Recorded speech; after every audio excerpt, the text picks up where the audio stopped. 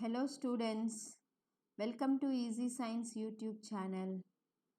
So in the previous 3 classes, we discussed about reproduction in organisms, like the different types of reproduction, asexual reproduction and sexual reproduction.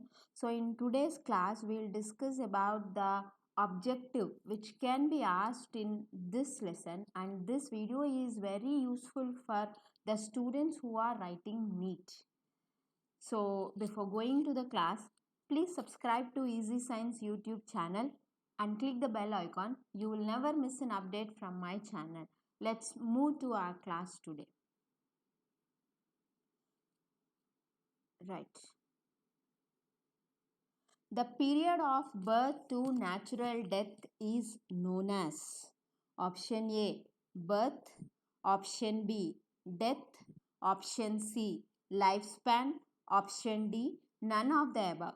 So the period from birth to natural death is known as option A, birth, option B, death, option C, lifespan, option D, none of the above. So the option is lifespan. So the period from natural, like birth to natural death, is known as lifespan of that organism, and it is different for different organisms. Even same organisms also, it's not same. And the next question, there is no natural death for. The question is, there is no natural death for option A, multicellular organisms, option B, unicellular organisms, option C, both A and B, and option D, none. There is no natural death for. That is for unicellular organisms, because in unicellular organisms, they are single-celled organisms. The single cell divides and give rise to, like during division, it give rise to two daughter cells which can live as individual organisms. Because of this reason, we consider that there is no natural death for unicellular organisms. The same parental cell is giving rise to its daughter cells which lead their life as individual organisms. Because of this reason, there is no natural death for unicellular organisms. Like next question, morphologically and structurally similar offsprings are known as option A, gene, option B, clone, option C, generation, option D, none. Morphologically and structurally similar offsprings are known as option A, gene, option B, clone, option C, generation, option D, none. So the correct option is clone. See, during asexual reproduction, the organisms that giving rise by the parent cell, as in asexual reproduction, there is involvement of only one parent. So the daughter cells or the offsprings that obtained from the single parent cell are morphologically and structurally similar to the other offsprings and even to the parent cell also. That's why the offsprings that are produced during asexual reproduction, we called it as clone, because all the offsprings that are produced during asexual reproduction are structurally and morphologically similar. The reason is only one parent is involving in producing the offsprings. Because of that reason, the offsprings are morphologically and structurally similar. They are considered as those offsprings which are morphologically and structurally similar are considered as clone. Next question. When the offsprings are produced by single parent with or without formation of gametes is known as option A, sexual reproduction, option B, asexual reproduction, option C, both A and B, option D, none. When the offsprings are produced by single parent with or without the formation of gametes is known as option A, sexual reproduction, option B, asexual reproduction, option C, both A and B, and option D, none. So the correct option is asexual reproduction. So in asexual reproduction, the offsprings are produced by only single parent, and sometimes it will happen without the formation of gametes, like in case of amoeba, unicellular organisms. See, there is no production of gametes. Directly the single cell divides and give rise to its offspring. So it may be with or without formation of gametes. So such reproduction we called it as asexual reproduction. And the next question. Chlamydomonas is reproduced by, it's an organism, and it is reproduced by option A, zoospores, option B, buds, option C, binary fission, and option D, parthenogenesis. Chlamydomonas reproduced by option A, zoospores, option B, buds, option C, binary fission, and option D, parthenogenesis. So chlamydomonas reproduce by special reproductive structures called zoospores. The next option, gemmules are present in option A, penicillium, option B, hydra, option C, sponges, option D, amoeba. So gemmules are present in sponges, right? Gemmules are present in sponges, right? Because remaining organisms, penicillium reproduced by conidia, and hydra reproduced by buds, and amoeba reproduced by binary fission. So what are gemmules? Gemmules are present in the sponges. These are the small group of cells which are enclosed in a protective coat. Whenever there are favorable conditions, this coat will break and releases the group of cells which live as individual organisms, and this type of asexual reproduction is present in sponges, most common in sponges. Now next question, the vegetative structures of the plant which are capable of giving rise to new offsprings are called dash. The vegetative structures of the plant which are capable of giving rise to new offsprings are called dash. Option A, gemmules, option B, buds, option C, zoospores, option D, vegetative propagules. The vegetative structures of the plant. See, in case of plants, we won't call it as asexual reproduction. We call it as vegetative propagation, where the vegetative plants, parts of the plant are giving rise to new individuals. So this phenomena is nothing but asexual reproduction, because there is involvement of only one parent, like not both the parents are involving. So it is also considered as a mode of asexual reproduction, but we call it as vegetative propagation. And the question is, the vegetative structures of the plant which are capable of giving rise to new offsprings are called. See, in the case of potato, the eyes are capable of producing new offsprings. Like some structures will be there which can give rise to new offsprings. We call these structures as vegetative parts of the plant are called as what? So option A, gemmules, option B, buds, option C, zoospores, option D, vegetative propagules. So the correct option is vegetative propagules. Asexual reproduction is most common in organisms having option A, simple organizations, option B, complex organizations, option B, both A and B, option D, none. Generally, asexual reproduction is most common in the organisms which are having very simple organizations. They reproduce asexually, right? Next question. So assertion, asexually reproducing organisms shift to sexual reproduction due to onset of unfavorable conditions. Generally, these organisms will reproduce by asexual reproduction, but if there are unfavorable conditions, they shift to sexual reproduction, right? And reason is, like I have given, this is an assertion and I have given reason for this assertion, that is, sexual reproduction results in the formation of variation in organisms which help the organisms to suit better to the environment. So option A, both A and R are wrong statements. Both assertion and reason are wrong statements. Option B, A is correct. Assertion is correct, but the reason is not the correct explanation of A. Here it's not R, it's A. And option C, both A and R are correct. Assertion and reason are correct. And reason is the correct explanation of A. Option D, none.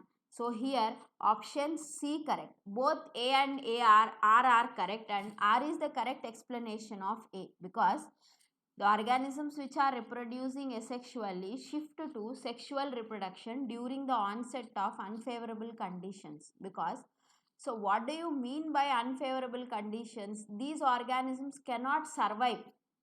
The environment is not supporting the organisms to survive in that environment. So generally in that case, they'll go for sexual reproduction.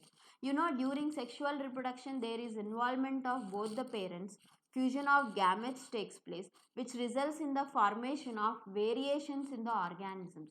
Maybe the variations that are produced in the offspring can help the organisms to suit better to the environment, changing environment. See, continuously organisms has to show some changes to suit better to the environment in which they are living, which we called it as survival of the fittest.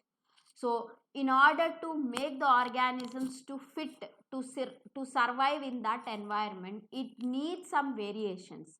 So variations are produced only during sexual reproduction. That's why the organisms which are generally reproduced by asexual reproduction shift to sexual reproduction in order to live in the environment, like in order to live in the changing environment. So option C is correct. Right. Next question. Juvenile phase is also known as dash in plants. Juvenile phase is known as dash in plants. Option A, reproductive phase. Option B, senescent phase. Option C, vegetative phase. Option D, all the above. Juvenile phase means what? The period of growth and maturity for a living organism is known as juvenile phase, and this juvenile phase is known as vegetative phase in the case of the plant. So option C is correct. Right. Next question. So dash produce flowers once in 12 years. Option A, hyacinthus. Option B, dianthus. Option C, strobilanthes kunthiana. Option D, all the above. So here, which flower produce, like which plant produce flowers once in 12 years? Option A, hyacinthus. Option B, dianthus. Option C, strobilanthes kunthiana, and option D, all the above. So the correct option is option C, strobilanthes kunthiana, which we also called as Neelakurinji. This plant flowers for once in 12 years. The phase of reproduction we can't define in case of perennial plants. They show a great variation in the production of the flowers during the reproductive phase in plants. So this plant will flower once in 12 years. The common name for Strobilanthes kunthiana is Neelakurinji. Right. So birds which lay eggs seasonally are known as option A, seasonal breeders. Option B, continuous breeders. Option C, non-breeders. Option D, none. Birds which lay eggs seasonally are known as option A, seasonal breeders. Option B, continuous breeders. Option C, non-breeders. Option D, none. So the correct option is the birds which lay eggs seasonally are known as seasonal breeders. See, generally birds are seasonal breeders only. Only in a particular season they lay eggs. Throughout the year they will not lay eggs. But in poultry farms, the hens will lay eggs throughout the year. This is not a natural phenomena. Like, for the sake of the human beings, we are using the property of laying eggs in for a commercial purpose. So generally birds do not lay eggs throughout the year. Seasonally they will lay eggs, and those birds we called it as seasonal breeders. So in poultry farms, the hens will lay eggs throughout the year. So when organisms will lay eggs throughout the year, then those are known as continuous breeders. but generally birds are seasonal breeders only. Right. Next question. Generally, seasonal breeders live in option A, poultry farms, option B, nature, option C, both A and B, option D, none. So, seasonal breeders lives in the nature. The birds which lives in the poultry farms are continuous breeders. They are not seasonal breeders. Generally, seasonal breeders lives in the nature, forest, like that. Placental mammals exhibit cyclic changes in the activities of option A, ovary. Like during the reproductive phase, the placental mammals, see why we are calling them as placental mammals means during the time of the childbirth, they have a membrane called placenta which is made up of both the cells of the baby and the mother, and that membrane we called it as placenta. So organisms which are having this, living organisms which are having this membrane, mammals which are having this membrane are known as placental mammals. So during the reproductive phase, the placental mammals will exhibit some cyclic changes in the activities of option A, ovary, option B, accessory ducts, option C, hormones, and option D, all the above. The placental mammals exhibit cyclic changes in the activities of option A, ovary, option B, accessory ducts, option C, hormones, and option D, all the above. So, placental mammals exhibit cyclic changes in the activities of all the above: ovaries, accessory ducts, hormones. In non-primates, these cyclic changes which occur during reproduction are called as option A, estrous cycle, option B, menstrual cycle, option C, both A and B, option D, none. In non-primates, the cyclic changes which occur during the reproduction are called option A, estrous cycle, option B, menstrual cycle, option C, both A and B, and option D, none. So the cycle we called it as estrous cycle, and in case of the primates we call this cycle as menstrual cycle. So non-primates examples means what we'll get, right? Cow, sheep, rat, dogs, deers, etc. And primates means monkey, apes, humans will come under primates. So these cyclic changes are called as menstrual cycle in the case of the primate mammals, like primates. Now match the following. So here I have given juvenile phase, reproductive phase, senescent phase, becoming old, growing and mature phase have capable of reproduce. So you have to match these definitions. So juvenile phase means what? It's a growing and maturing phase. Reproductive phase means so it's have capacity to reproduce, and senescent phase means they lost the capacity of reproducing and they becoming old. That phase we called it as senescent phase. So the correct option is 1B and 2C, 3A. 1B, 2C and 3A. So the correct option is option B. Juvenile phase is considered as growth and mature phase. In this phase, organisms will grow and attain certain maturity. At the end of the juvenile phase and reaching the reproductive phase, so they become fully mature, they reach the reproductive phase. In this phase, organisms, living organisms has the capacity to produce their offsprings. It will not be till their death, right? The reproductive phase will not be till their death. Slowly the organisms losing their capacity of reproduction and they start becoming old, and this phase we called it as senescent phase. So here option B is correct. The events of sexual reproduction that occur prior to the fusion of the gametes is known as option A, post fertilization events, option B, fertilization events, option C, pre-fertilization events, and option D, all the above. The events of sexual reproduction that occur prior to fusion of gametes is known as option A, post fertilization events, option B, fertilization events, option C, pre-fertilization events, Option D, all the above. See, all the events of the sexual reproduction that occur prior to the fusion of the gametes, we consider them as pre-fertilization events. Option C correct. And the process of formation of gametes is known as option A, gametogenesis, option D, embryogenesis, option C, fertilization, and option D, pre-fertilization. And the correct option is option A, gametogenesis. The process of formation of gametes is known as gametogenesis. Embryogenesis means the process of formation of embryo, and fertilization means the fusion of male and female gametes is known as fertilization, and pre-fertilization events are there in sexual reproduction. See, the events which occur before the fusion of the gametes, we consider them as pre-fertilization events. The gametes which are structurally and morphologically similar are called option A, heterogametes, option B, isogametes, option C, homogametes, and option D, both B and C.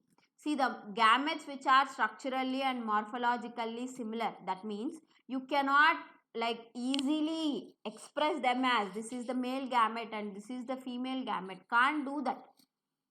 They are structurally and morphologically similar, and such gametes we called it as isogametes or homogametes also. That's why the option D is correct, both B and C. The plants which have both male and female reproductive structures are known as. See, some of the plants are having the male and female reproductive structures on the same plant, and such plants are described as option A, bisexual, option B, unisexual, option C, both A and B, and option D, none. So the correct option is bisexual. Unisexual means the male and female reproductive structures are present on the different plants. In case of bisexual flowers, self-fertilization is common, and in case of the unisexual flowers, cross-fertilization takes place. As male and female reproductive structures are present on the same plant, fertilization takes place between the male and female gametes of the same plant. We consider that as self-fertilization. As unisexual flowers contain any one of the structures, either male or female, that's why they have to go for another plant for either male or female gametes, and that fertilization we consider as cross-fertilization. Animals that possess, see, in the case of the plants, the reproductive structures like both male and female reproductive structures are present on the same plant. But when the male and female reproductive structures are present on the same animal, then we called it as what? Option A, bisexual, option B, unisexual, option C, it's hermaphrodites, and option D, all the above. See, they are called as hermaphrodites. See, here also, in those animals also, like it is present in earthworms, scorpions, etc., turkey birds, etc., and in these animals you cannot identify them as the male gametes and female gametes. That's not possible. Both male and female reproductive organs are present on the same plant, and such organisms we called it as hermaphrodites. Example, leeches, earthworms, etc. Most of the annelids are hermaphrodites.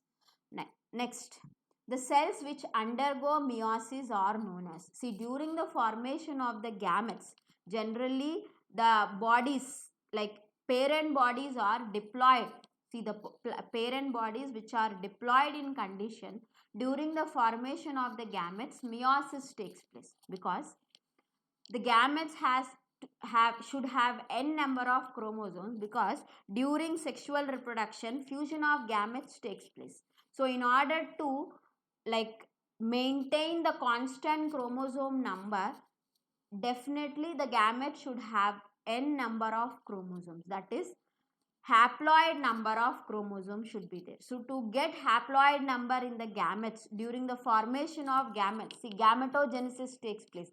It is a pre-fertilization event where the process of gametes takes place. So during the process of formation of gametes, meiosis takes place in order to get haploid number of chromosomes. Gametes are haploid. So in order to get n number of chromosomes, meiosis takes place. So the cells which undergo meiosis, in all the cells meiosis do not takes place. Only in specialized cells meiosis takes place. What are the cells are called as? Option A, vegetative cells. Option B, germ cells. Option C, meiocytes. And option D, none. So the cells are known as meiocytes.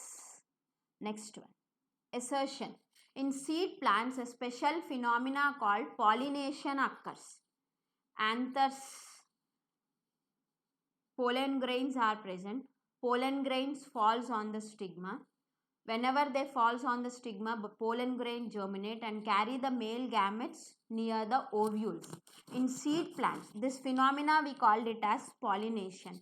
In seed plants, the male gametes are non-motile. To transfer the male gametes near the ovules, pollination occurs.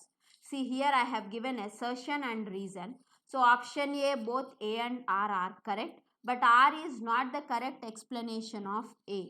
Option B, both A and R are wrong statements. Option C, A is correct and R is wrong statement. Option D, both A and R are correct and R is the correct explanation of A.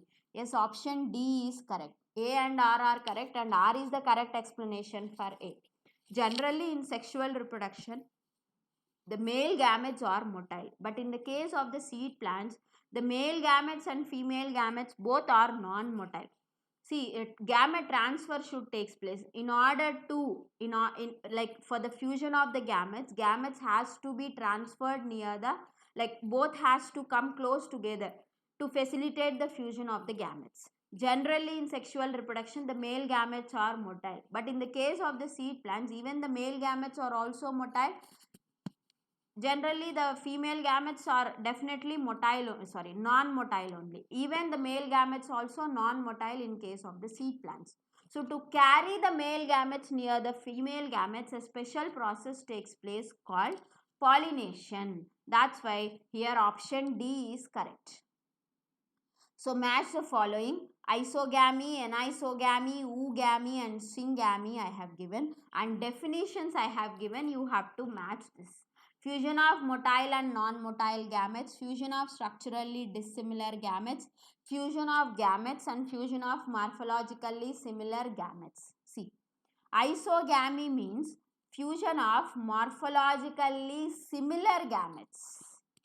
Isogamy means morphologically similar gametes. See, we already discussed about isogametes. So the fusion of isogametes we called it as isogamy. Anisogamy, the gametes are morphologically similar but structurally different. That means one is the bigger one and one is the smaller one. And such fusion we called it as anisogamy, that is fusion of structurally dissimilar gametes. They are morphologically similar but only in structures there is a difference. Oogamy means the fusion of motile and non-motile gametes. Like in case of human beings, the male gametes are very small and they are motile. Female gametes are large and they are non-motile.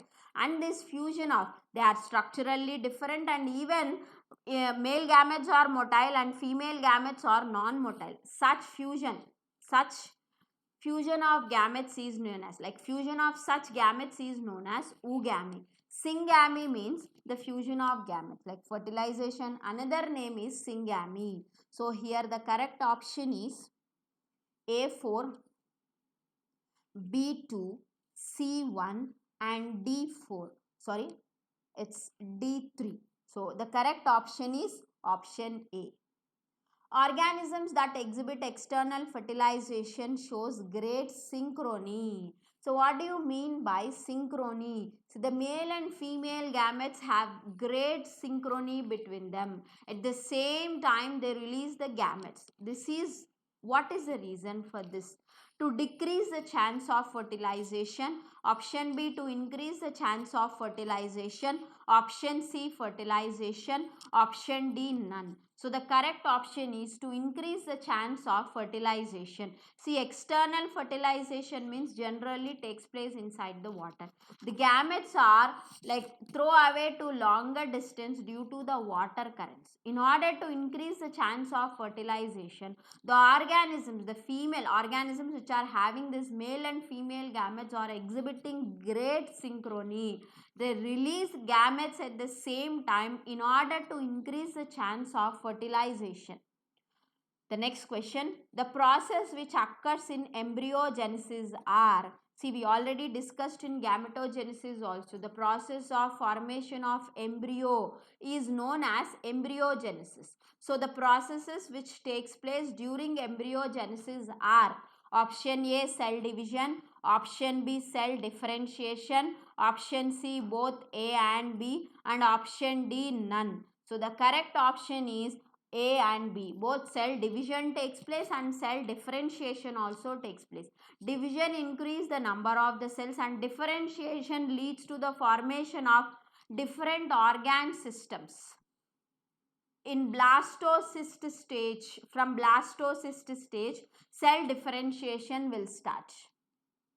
Unfertilized egg. See, organisms lays eggs. Some of the living organisms will lay eggs, right? The eggs may be fertilized or unfertilized. Unfertilized eggs are present in option A hen, option B honeybees, option C crow, option D all the above. In honeybees, an unfertilized egg is present. The female gamete directly converted into a zygote without the fusion with the male gamete. It directly converts into zygote. So unfertilized egg is present in honeybees. See, the chances of survival is greater in option A oviparous, option B viviparous, option C bisexual, option D unisexual.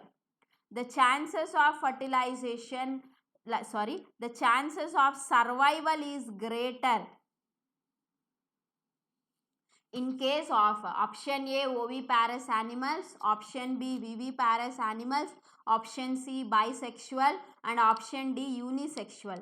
So it is viviparous animals. The correct option is viviparous animals, because viviparous animals means what? Fertilization takes place internally and the zygote is present inside of the female body. The young ones directly, in case of viviparous animals, the young ones are directly delivered out after certain stage of the growth. As the zygote is present inside the female body, proper embryonic care and protection will be there. That's why there are greater chances of survival in case of viviparous animals. But in case of oviparous animals, the fertilization takes place externally and even they lay eggs also externally in a safe place. And incubation, after incubation, the young ones will hatch out from the eggs. As the development of zygote takes place outside of the body, it's like the chances of survival is less in case of the oviparous animals. So, the ovary, in case of the seed plants, the ovary of a seed plant develops into dash. Option A seed, option B fruit, option C ovule, and option D pericarp. So, the ovary of a seed plant develops into fruit. Ovules develops into seeds. Seeds form a protective coat around themselves, which we called it as pericarp. Whenever there are, like during seed dispersal, when they fall on the place where there are favorable conditions for their germination, the seeds germinate and give rise to new plants. Right. So this is the end of our questions which can be asked in reproduction in organisms. I hope you all like the video. Please like, share and subscribe Easy Science YouTube channel. Thank you.